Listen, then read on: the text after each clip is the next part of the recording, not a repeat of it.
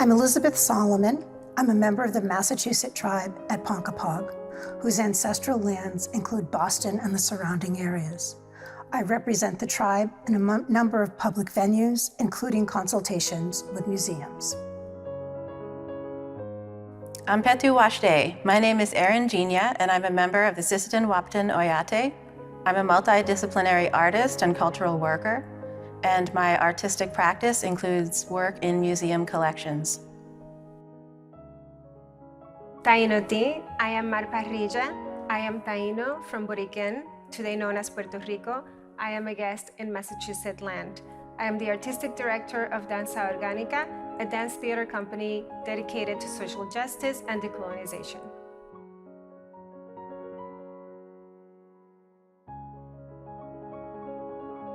We're gathered today in native space and on the traditional lands of the Massachusett tribe, who continue to hold and honor this place. I think it's kind of interesting in that the museum used to be, when it was built, they talked about it was on what used to be a swamp. Mm-hmm. And in fact, it is actually, or was actually, a place where it was an intertidal area and part of the water system of the greater Boston area, and by filling it in really kind of disrupted that. And I think it's really important to understand the space that we're in, the place that we're in, and to honor that.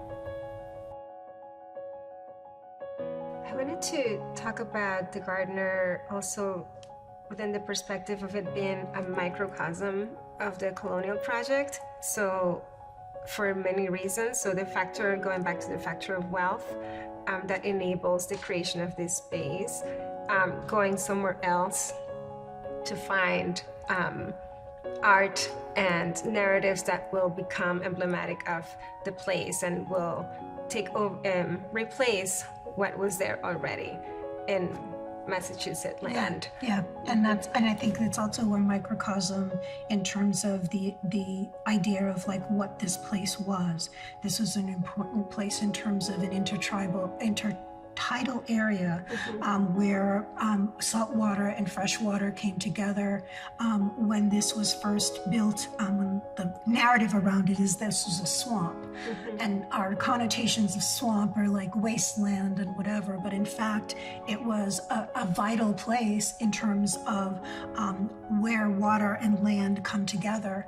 And we're seeing the results of not paying attention to that now in terms of climate change and how we're having to rethink how we're doing things, and really kind of seeing land as not just a commodity, but really as an object. Almost like an entity that we have to interact with, and really kind of thinking about what our place in it, as opposed to feeling like that humans are supposed to have dominion. Really, it's really kind of how we need to integrate instead of dominate. You know, long-term permanence is that 10,000 years ago, Boston Harbor was dry land. And if you think about how huge Boston Harbor is and how we can be in Boston and not really be aware of the ocean or the water around us, really kind of talks about how much we have insulated ourselves and really deluded ourselves in some ways into thinking that we can establish permanence where there is none. I think that is really an important aspect of this conversation, and thinking of the museum and the place where it is as a tidal estuary. And what we look at as we look ahead into the future, we don't know what's coming, especially with climate change happening. This whole area could become underwater. What would that mean for the permanence of the collection then, is a question that I have. Yeah. And you know, when you talk about that and you're speaking to Elizabeth, reminds me of the human being feeling more powerful than nature. That whatever, you know, it's always like in that struggle and fight that I'm gonna create something that nature can't destroy. I'm gonna landfill, you know, so that I can build upon it. And nature will always win. So there's all these ways that nature is finding to survive, because that's what nature does. And I'm also thinking about the museum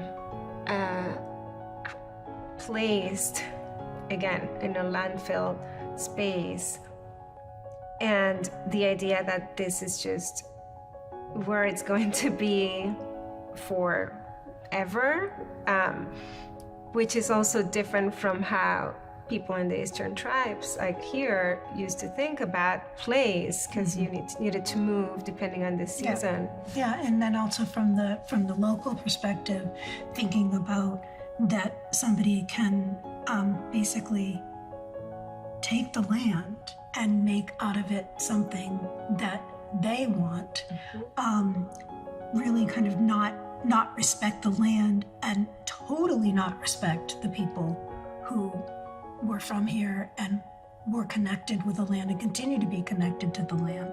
Yeah. And honestly, it's kind of like the idea that, you made things to use them.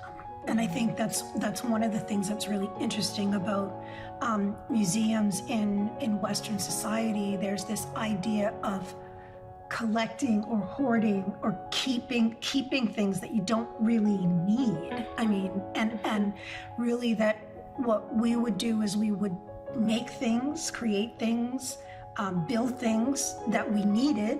We would move, because we move seasonally, we wouldn't have huge, we wouldn't have a building that was like this, that you can't move that seasonally. And really kind of thinking about how, again, it's about living with the world rather than on the world. And really that there's this sense within Western society, and I think within this museum, is that you can manipulate the world to be the way you want it to be. Not just first starting with the land, and then starting with the building, and then the collection, and all of that is like set in a certain way, and that nothing supposedly can change that.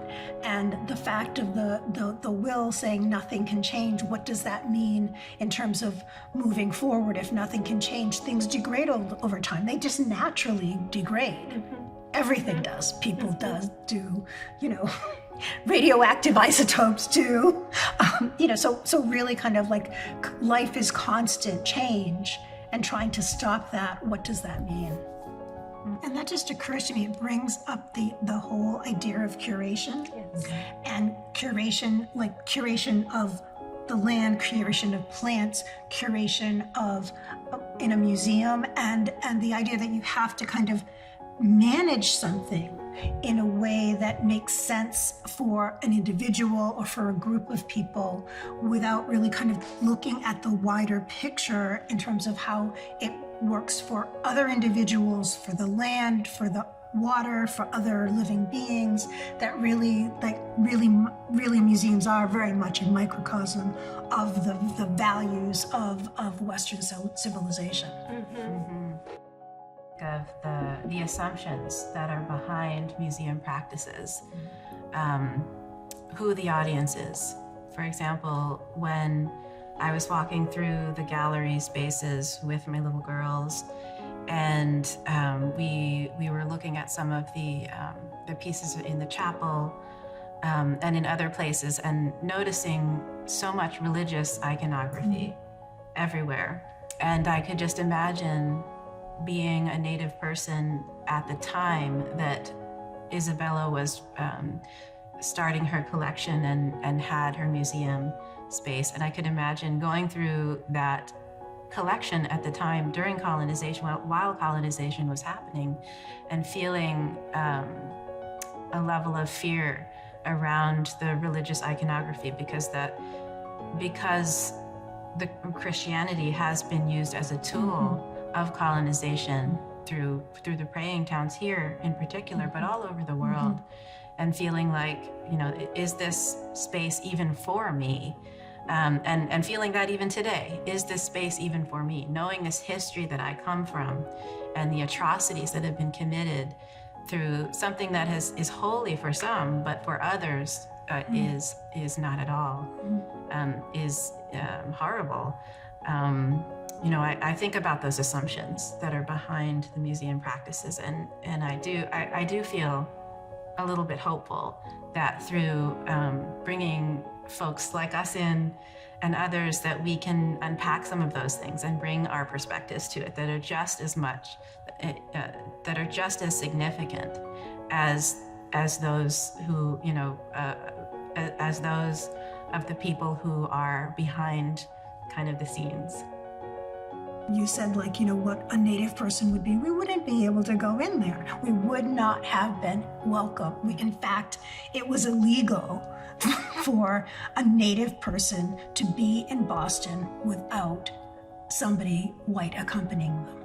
So honestly, it's like, when you say like what it might have been like, it would not have been possible. Mm-hmm. So I think that's really kind of interesting to kind of think about how this was set up for a certain subset of people that is totally non-inclusive. Mm-hmm. And how can the museum moving forward work towards more inclusivity?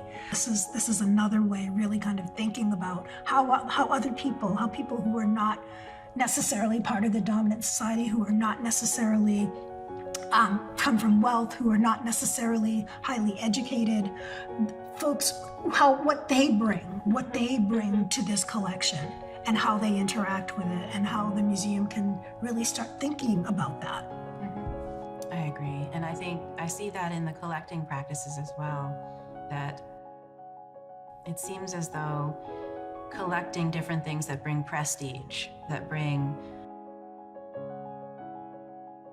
it makes me think of upholding these hierarchical ways of thinking that that are reflected in the way we look at the land as well, that humans are somehow greater than the land, that we're greater than those natural processes, and that we have the right to change them for our own vanity.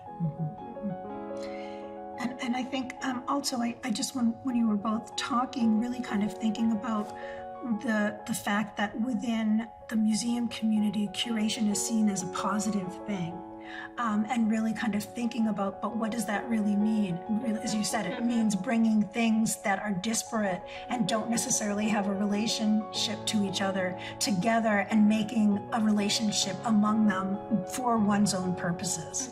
Because when you enter the museum, I don't know about you, but like for me, I could feel the energy of the different pieces. Like you can sense and feel, especially if it's like religious imagery, or even like knowing that this object came from China, or this object came from I don't know, a church somewhere, and you look at a fresco. Like I'm thinking all of these objects had, and this runs to a conversation we had about the molecular energy, like what is there in those objects that we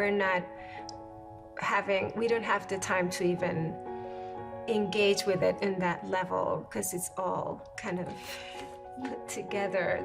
Yeah, and I'm thinking also from an Indigenous perspective, like if you think about that all the objects have energy, and they have the energy that belongs to the place that they came from, and you're bringing them all together in a place that's totally foreign, what does that do to the energy? And that might kind of like, there are times when I was, when we were walking around that I wasn't really comfortable, and I'm wondering if some of that is around the not so much clashing energy, but like the fact that things aren't where they belong.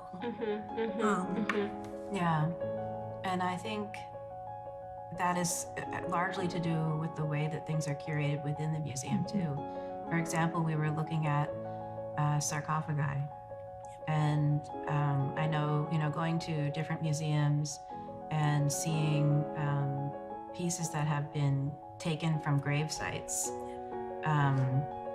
That is such a major part of museum practices, to go into graves and to pull those objects out and then put them on display, and to create a context through curation that makes people think or feel a certain way about them, and in some ways takes away or strips away what the original intent of that piece is. Yeah, and I think it's really interesting with the idea that you're preserving cultural heritage or actually destroying cultural heritage, and the whole idea of like, you know, there are some pieces here that would have come as a result of archaeology, but the idea that when these items were being collected, archaeology wasn't necessarily for knowledge, it was for getting things and really kind of looking for the spectacular, not really trying to understand the underlying culture, but really kind of thinking like, okay, what can I find that's beautiful and exciting and valuable and that I can commodify? Mm-hmm. And preserving at the expense of who? Yes. At the expense of whose culture? Yes. Because so much of that practice with regard to Native people has been about taking those items and commodifying them and not caring that they're the spoils of genocide. And that's true not only in just Native culture here in the United States, but across the globe, wherever colonization has happened.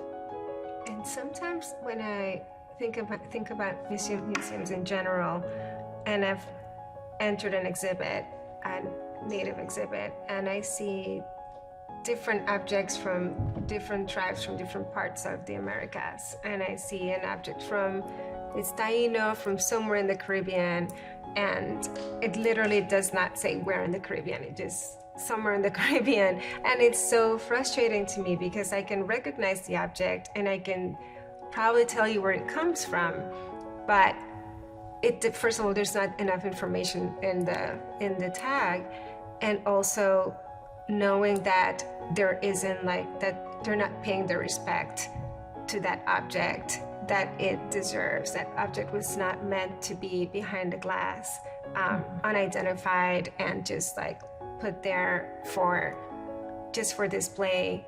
And I, on a personal level, ancestrally, I'm feeling a connection with the object that I cannot even touch. And so who decided that that was okay? So this idea of permanence, things will last forever, this is the way it's going to be, which is such a strong statement that also is dissonant with the ways that we look at life in Indigenous ways. Yeah, because we don't see anything as permanent. And the idea that you can have anything that you have enough control and influence and or wealth to make sure you say, this is the way it's going to be, this is the way I want it to be, and actually the sense that you have enough agency to actually do that.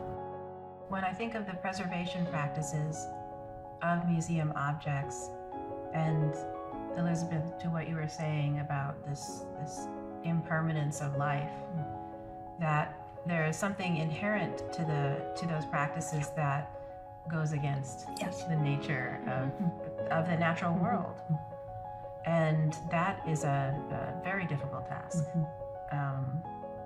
And I think back to some of the experiences that I've had working in different museum collections and working with museum objects, spending time with different ancestral Dakota pieces, and thinking about the origins of those pieces. Where did they come from? Who made them? What was their purpose? And one thing that I have always thought is that those pieces were never meant to exist in a museum collection. They were meant to be in the world. They were meant to serve a purpose for the people who made them. And so there is something about this idea of stopping time or stopping the flow of degradation that I think is also inherent to other Western practices. And that we're seeing a lot of that. And it's part of the reason why we're facing so many environmental challenges right now, because we are not aligned.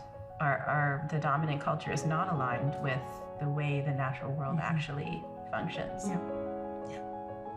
Yeah, and I think when you're talking also about conservation practices within museums, really kind of one of the things that was really interesting to me when we were in the conservation lab and talking about, okay, because things can't be, really realistically cannot be conserved indefinitely, really trying to kind of, okay, then there's reproductions that are put in place of where the originals were. And then then my question was, okay, so what happens to the original? And it gets rolled up and put in storage. Why is this important? What is so important about a singular object that it has to be preserved in perpetuity? Yeah, and I think about this idea of masterworks or masterpieces, and the emphasis that's placed on mastery of a subject, of a medium. And when I look at many of the pieces in the collections, I see how the pieces are the product of so much time and talent and effort and energy that's put into a person or a practitioner to create those objects. And then the object sort of takes precedence over so many things. And I guess I just wonder about the people who are around those objects too, and the story that those objects can tell. And I am also curious in knowing who made them. I am always curious to know who were the people behind those creations. Who were the makers, the weavers. Sometimes they would have other people paint. And so where are those voices? We don't hear those voices. We don't see the story of the people behind the creation of the objects. Yeah, and I was thinking when we were in the conservation lab too of the silks and the materials and the dyes, all of the things that go into the creation of those pieces, that in many ways those things are exploited in order to have those objects. So that's also something that I think should be part of the conversation around these objects, is where do they come from? Yeah, and what does it take also to conserve them? What natural resources or unnatural resources are we using to conserve something that very few people will ever see, that someone collected in the 1800s or the early 1900s, and really how much relevance does it actually have, to whoever is coming in to see the collection today. That's kind of interesting to me, not just, like you said, the exploitation in terms of it being created, but the exploitation that happens in terms of trying to preserve it forever. So that's also interesting to me. Yeah, and again, going back to the preservation for whom, and thinking of it as a very individualistic thing, that there's maybe first it's made or it's produced and for one person, for Isabella Stewart Gardner, who, as a result of her wealth, is able to become sort of a purveyor of culture and to say, this is what, to kind of set standards.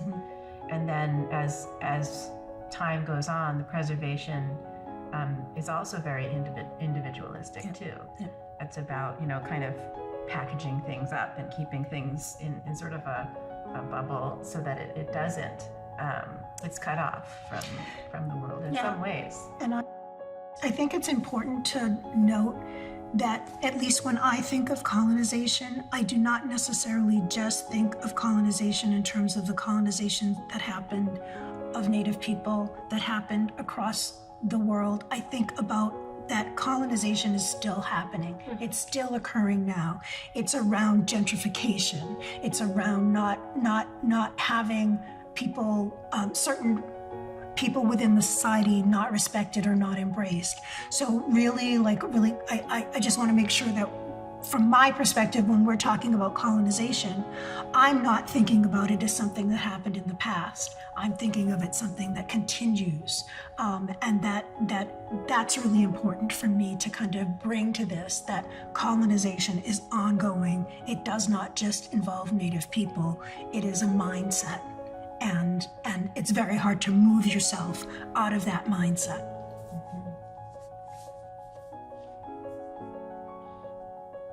especially when institutions continue to uphold those same philosophies. And I was thinking about that as I was moving through the museum. I didn't see any objects that were native, but I saw things like books that really could show or were examples of how Isabella saw her world and the philosophies that she subscribed to that created the conditions for her collecting.